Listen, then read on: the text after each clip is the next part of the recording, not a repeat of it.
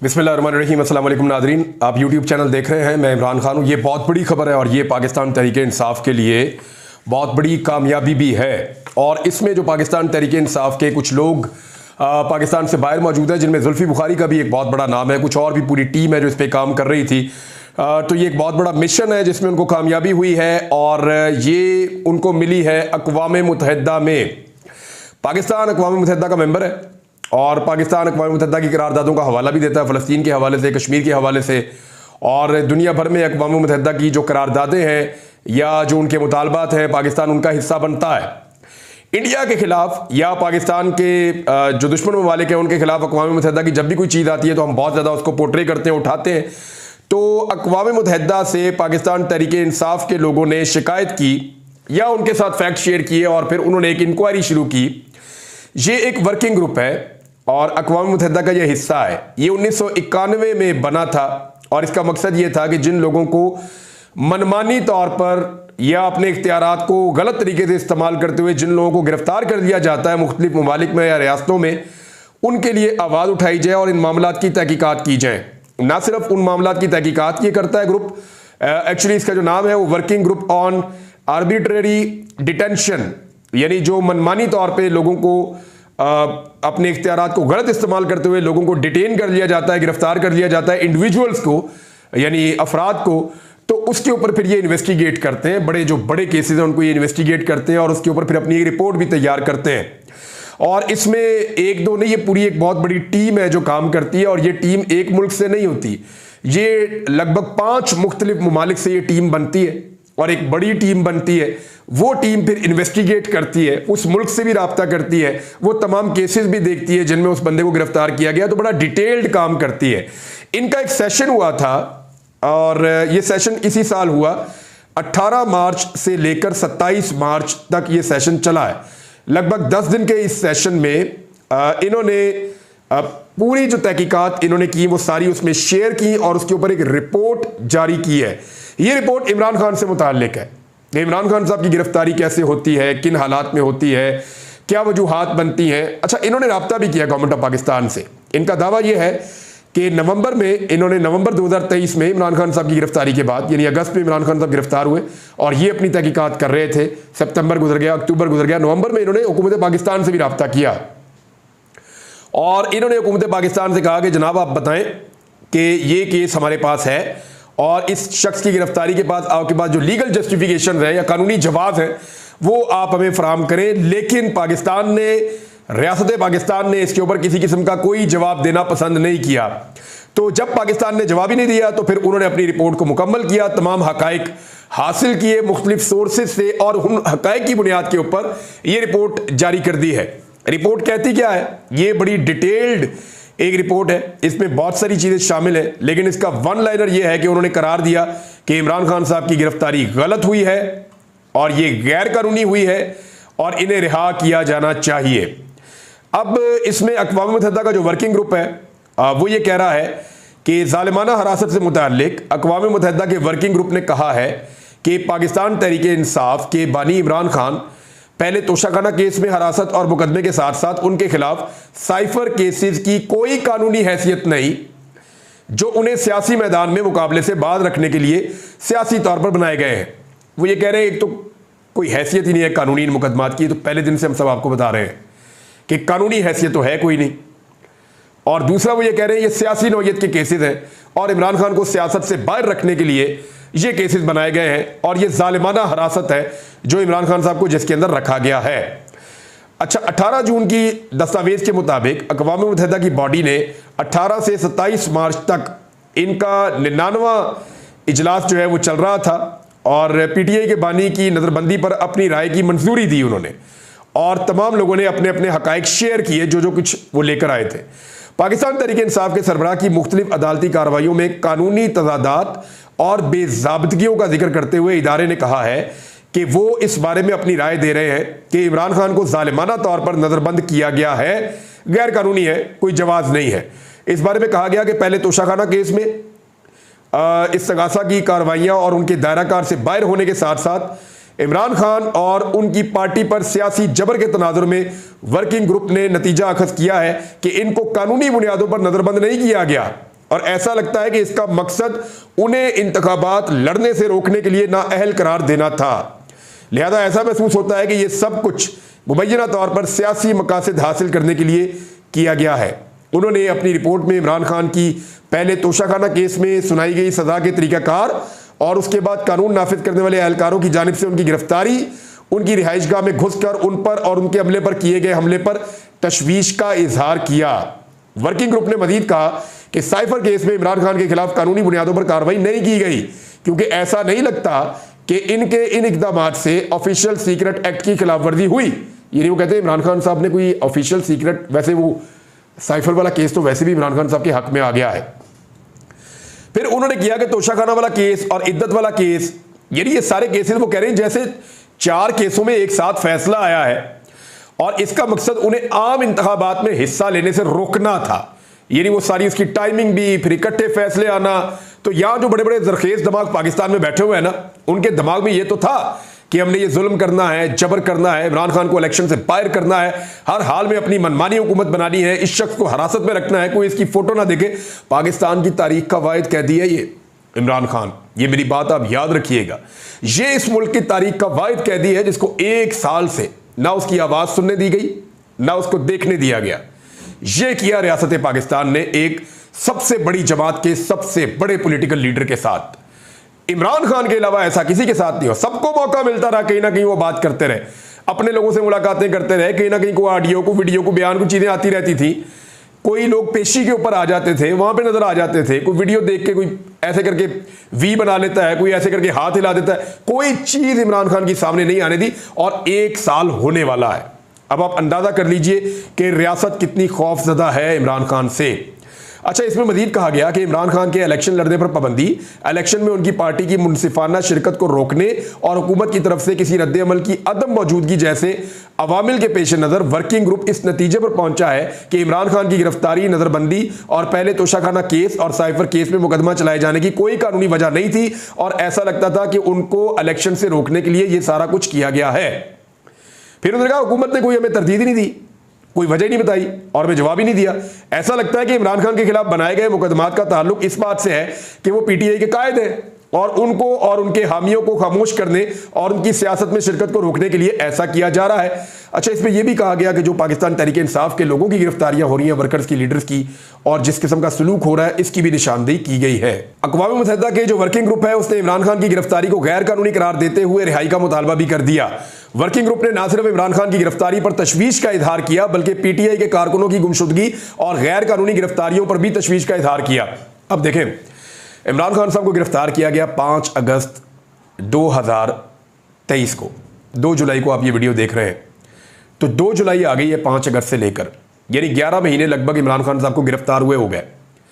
अक़वाम मुत्तहिदा भी बोल पड़ा, अमेरिका भी बोल पड़ा, यूरोप से आवाज़ें आ रही हैं, पूरी दुनिया के मुबस्सिरीन कह रहे हैं कि पाकिस्तान में बदतरीन फस्तायत, जबर और जुल्म हो रहा है लोगों के ऊपर। और जिस तरीके से ये इलेक्शन हुआ है इसको तो दुनिया मानती नहीं। इलेक्शन, इसकी तहकीकात का मुतालबा किया जा रहा है। तो ये पाकिस्तान तहरीक इंसाफ की बहुत बड़ी कामयाबी है। लेकिन कभी आपने गौर किया है कि जरदारी साहब के लोग क्यों नहीं गए कभी अक़वाम मुत्तहिदा में? ऐसा नहीं है कि उनको ये पता नहीं है या वो जा नहीं सकते। एक्चुअली वो जरदारी साहब के ऊपर बनने वाले केसेस को कभी भी जस्टिफाई नहीं कर सकते कि वो गलत है। जरदारी साहब अगर कभी अक़वाम मुत्तहिदा में जाएंगे तो उनके खिलाफ जितने सबूत हैं वो भी अक़वाम मुत्तहिदा में जाएंगे। नवाज शरीफ साहब जब अक़वाम मुत्तहिदा में जाएंगे तो उनके खिलाफ जितने सबूत हैं वो भी अक़वाम मुत्तहिदा में जाएंगे। आज से पहले कोई भी नहीं गया। ये पाकिस्तान का वाहिद लीडर है जिसके ऊपर केसेस बने, तो उसके लोग अक़वाम मुत्तहिदा में गए और अक़वाम मुत्तहिदा ने बाकायदा वर्किंग ग्रुप ने पूछा पाकिस्तान से कि बताओ कोई जवाब है, और पाकिस्तान के पास कोई जवाब होता तो पाकिस्तान दे भी देता, तो उनको जवाब दिया भी नहीं। और वो ये बता भी रहे हैं कि हमने सवाल पूछे और हमें जवाब ही नहीं दिया। तो इसका मतलब यह है कि इमरान खान साहब की पार्टी में यह इखलाकी जुर्रत मौजूद है कि वो किसी भी फोरम का दरवाजा खटखटाकर धड़ल्ले से यह कह सकते हैं कि जनाब हमारा लीडर बेकसूर है, ये सारे झूठे केसेस हैं, अगर कुछ है तो ले आओ, लाके साबित कर दो। तो पाकिस्तान के अंदर तो आप इमरान खान को कैद में रख सकते हैं, उसको रगड़ा लगा सकते हैं, उसके कारकुनों को रगड़ा लगा सकते हैं, लेकिन यह मुमकिन नहीं है कि आप आलमी फोरम के ऊपर उन्हीं सबूतों की रोशनी में इमरान खान को मलाइन कर सकें या उसके खिलाफ कुछ साबित कर सकें। लिहाजा फिर आलमी फोरम से पाकिस्तान ने या रियासत पाकिस्तान ने गुरेज किया और उनको जवाब भी नहीं दिया। हालांकि उस वक्त जो हुकूमत थी, काकड़ साहब मौजूद थे जब यह सवाल किया गया, तो काकड़ साहब तो इमरान खान साहब से शदीद नफरत करते थे या उनको लाने वाले शदीद नफरत करते थे, तो उन लोगों ने तो जवाब उनको फौरन देना चाहिए था, उन्होंने जवाब दिया ही नहीं। एक और जो बड़ी खबर है वो पाकिस्तान तहरीक इंसाफ से मुताल्लिक है। तहरीक इंसाफ की कोर कमेटी ने एक मीटिंग की और उसमें यह कहा कि मुश्किल वक्त में राहें जुदा करने वाले पार्टी के लिए काबिल कबूल नहीं है, यह तहरीक इंसाफ ने कहा। तहरीक इंसाफ ने एलामिया जारी कर दिया और उसमें 3 बड़ी अहम करारदादें मुत्तफिका तौर पर मंजूर कर ली। एक तो सेक्रेटरी जनरल उमर अयूब खान का इस्तीफा मंजूर ना करने की सिफारिश करते हुए कहा गया कि कोर कमेटी उमर अयूब की जानिब से इंतहाई कठिन और आजमाइशी हालात के दौरान पार्टी के लिए पेश की गई जो काबिल तहसीन खिदमात है उनकी मोतरफ है, उनसे पार्टी ओहदे से अपना इस्तीफा वापस लेने की हम दरख्वास्त करते हैं। यह भी कहा गया कि उमर अयूब बतौर पार्टी सेक्रेटरी जनरल खिदमात मौजूदा हालात के तनाजुर में पार्टी पॉलिसियों की तसलसल के लिए नहायत अहमियत की हामिल है। कोर कमेटी ताहयात और बानी चेयरमैन इमरान खान से उमर अयूब खान का इस्तीफा मंजूर ना करने की दरख्वास्त करती है। करारदाद में मजीद कहा गया कि कोर कमेटी नहायत हसास और अहम तरीन बोर्ड पर पार्टी से राहें जुदा करने वाले अफराद की शदीद मजम्मत करती है। मुश्किल वक्त में पार्टी छोड़ जाने वालों के पास बाहर बैठकर पार्टी मामलात पर तबसरा आराई करने का कोई इखलाकी जवाज या इख्तियार नहीं है। पार्टी का ऐसे तमाम अफराद से कोई सरोकार ना है और ना ही इनके बयानात किसी तौर पर पार्टी मामलात पर असरअंदाज हो सकते हैं। मुश्किल वक्त में राहें जुदा करने वाले लोग पार्टी के लिए फिर से कभी काबिल कबूल नहीं होंगे। एलामिया में मजीद कहा गया वो तमाम अफराद जिन्हें अपने किए पर अफसोस है उनके मुतालिक फैसला ताहयात और बानी चेयरमैन इमरान खान साहब की सवाबदीद है। और साथ ही साथ उन्होंने कहा कि पार्टी का नज़्म ज़ब्त जो है उसकी खिलाफ वर्जी जो भी करेगा नहायत सख्ती से उसके खिलाफ निपटा जाएगा। पार्टी नज़्म ज़ब्त की खिलाफ वर्जी करने वालों को बुनियादी रुकनियत की मुअत्तली समेत दीगर तादीबी इक़दामात का सामना करना होगा और जिन अफराद को डिसिप्लिन की खिलाफ वर्जी पर नोटिस दिए जा चुके हैं उनका मामला 7 रोज में निपटाया जाएगा। अब मामला यह है कि आपने गौर किया नाज़रीन कि कुछ लोग अब टीवी चैनल पे आकर बोलना शुरू हो गए। ये वो लोग हैं जिनके बकौल वो मुश्किल की वजह से पार्टी को छोड़ गए थे या उनके ऊपर घेरा इतना तंग था कि वो पार्टी को छोड़ गए थे, लेकिन उस वक्त भी बहुत सारे लोगों ने पार्टी को नहीं छोड़ा। वो लोग आज गिरफ्तार हैं। शाह महमूद कुरैशी पार्टी नहीं छोड़ी, अंदर बैठे हुए हैं। इमरान खान साहब हैं, वो खुद सख्ती बर्दाश्त कर रहे हैं। यास्मीन राशिद हैं, सनम जावेद हैं, आलिया हमजा साहिबा हैं, फिर एजाज चौधरी साहब हैं, बहुत बड़ा नाम है पार्टी का और उन्होंने पार्टी नहीं छोड़ी। पंजाब के सदर रहे हैं वो पार्टी के। मियाँ महमूद रशीद साहब अपोजिशन लीडर रहे हैं पंजाब के, बड़े ज़बरदस्त पाकिस्तान तहरीक इंसाफ के लीडर हैं। उमर चीमा गवर्नर रहे हैं, बड़े मजबूत आदमी हैं और उन्होंने इमरान खान साहब से लंबी वफादारी की एक तारीख रकम की है। तो ये वो लोग हैं जिन्होंने पार्टी को नहीं छोड़ा, मुश्किल देख ली और कुछ लोगों ने छोड़ दिया कि मुश्किल के बावजूद मुश्किल आई, उन्होंने कहा छोड़ो निकलते हैं यहाँ से, और वो पार्टी छोड़कर निकल गए। अब जिन लोगों ने पार्टी छोड़ दी वो दोबारा पार्टी में आना चाहते हैं, लेकिन आप गौर करें कि कुछ लोग अचानक से टीवी चैनल पे आकर बोलना शुरू हो गए। मैं नाज़रीन आपके सामने बैठा हूं, आप गौर कीजिए, ये जो लोग अब टीवी पे आकर बोल रहे हैं ये पाकिस्तान से बाहर ट्रैवल भी कर सकते हैं।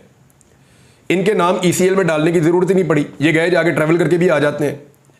लेकिन बहुत सारे लोग हैं जो अभी भी ट्रैवल नहीं कर सकते पाकिस्तान से बाहर।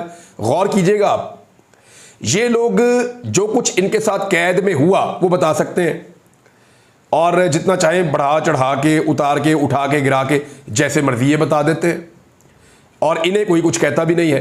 फिर पाकिस्तान के तमाम नेशनल टेलीविजन चैनल्स इनको अलाउ करते हैं कि ये आए और इमरान खान का नाम भी लें और नाम लेकर वहां बोलें भी और वो टीवी पे चलता भी है। आपको हैरत नहीं हो रही? वो इमरान खान जिसका नाम लेने पर पाबंदी है, वो इमरान खान जिसके लोगों को टीवी पर लेने पर पाबंदी थी, अचानक से ऐसे लोग जिनको जो पार्टी छोड़ गए थे, जिन लोगों को थोड़ी बहुत सख्ती है वो पार्टियां छोड़कर चले गए, अब वो टीवी चैनल्स पे आकर बैठ रहे हैं और टीवी चैनल्स की जीनत बन रहे हैं और टीवी चैनल्स उनको दिखा भी रहे हैं और कोई रोक भी नहीं रहा। उस्मान डार का इंटरव्यू क्यों नहीं होता? कभी सोचा आपने? सदाकत अली अब्बासी को इंटरव्यू क्यों नहीं देने दे रहे? कभी सोचा आपने? आए ना कोई टीवी चैनल उन दोनों का इंटरव्यू करे, उस्मान डार का, सदाकत अब्बासी का। मेरी कई टीवी चैनल से बात चल रही है, वो कहते हैं जी NOC आएगा तो फिर आपको हम बोलने देंगे।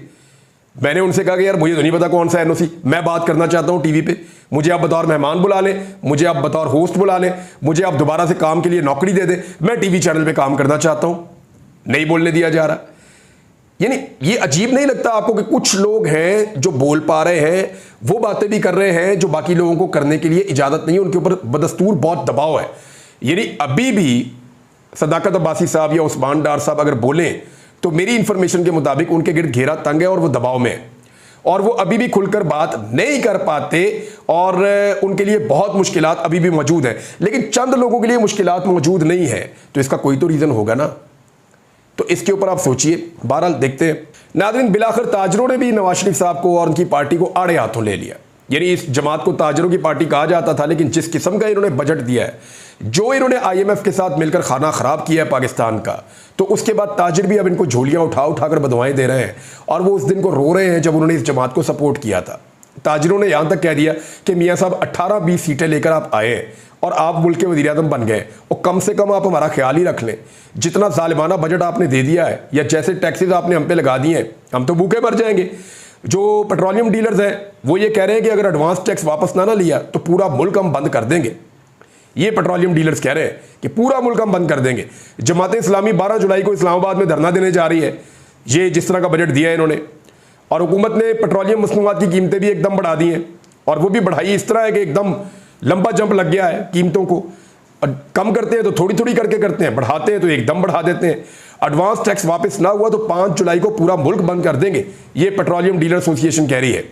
जबकि शहबाज शरीफ साहब का ऐसे में स्टेटमेंट पता क्या आ रहा है, अल्हम्दुलिल्लाह मुल्क माशी तौर पर दुरुस्त सिमत में गामजन हो चुका है, ये शहबाज शरीफ कह रहे हैं।